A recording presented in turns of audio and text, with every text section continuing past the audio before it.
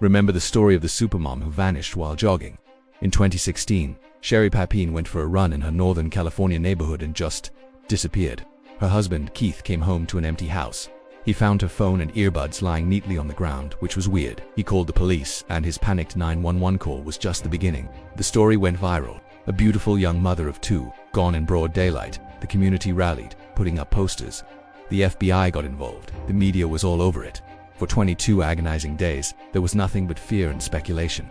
Then, on Thanksgiving morning, a miracle. Sherry was found on the side of a highway, about 150 miles from her home. She was alive, but barely. She was bruised, chained at the waist, and had lost a significant amount of weight. Most horrifying of all, she had a brand burned into her shoulder. Sherry told a harrowing story to the police. She said she had been kidnapped at gunpoint by two Hispanic women. She described being held captive, beaten, and tortured for 3 weeks before her captors suddenly decided to let her go. America was shocked and horrified. Sherry Papine was hailed as a survivor, a symbol of resilience. The story was so compelling, it was almost like a movie, and as it turns out, investigators started looking closer, and the story began to unravel. Little details just didn't add up. For instance, the brand on her shoulder wasn't some gang symbol or mark of ownership. It looked well decorative, almost like something from a craft store. Her injuries, while real, didn't seem consistent with being chained and beaten for 3 weeks. And her weight loss wasn't as severe as you'd expect from someone who was supposedly starved. But the biggest red flag came from her own clothes. Police tested the DNA found on the clothes she was wearing when she was discovered. It didn't belong to any mysterious female captors. It belonged to a man, an ex-boyfriend she hadn't seen in years. So, the police tracked him down.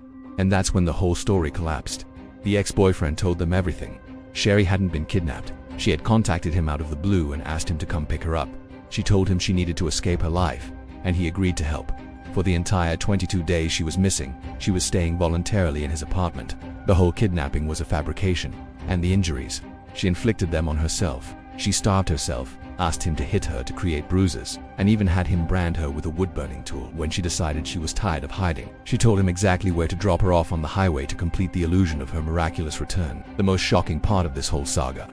Even when confronted with undeniable evidence, the phone records, the ex-boyfriend's confession, the DNA, Sherry Papine stuck to her kidnapping story for years. She doubled down on the lie. She and her husband appeared on national television where she tearfully recounted her ordeal. She accepted over $30,000 in victim compensation funds. The public donated thousands more through a GoFundMe page. She let her community live in fear of non-existent kidnappers. She watched her own husband break down on TV, begging for her safe return. It wasn't until 2022, 6 years after her disappearance, that she finally faced the music. She pleaded guilty to mail fraud and making false statements to a federal agent. She admitted the entire thing was a lie. There were no kidnappers, there was no abduction. It was all a carefully staged nightmare she created herself. She was sentenced to 18 months in prison. Her husband, who had stood by her through the entire ordeal, filed for divorce the day after her guilty plea. In a statement, he said something that perfectly captures the tragedy of it all. "I mourned my wife while she was alive." It's a story that leaves you wondering about the deep, hidden struggles people can face and the incredible lengths they might go to in order to escape their own lives. Thanks for watching.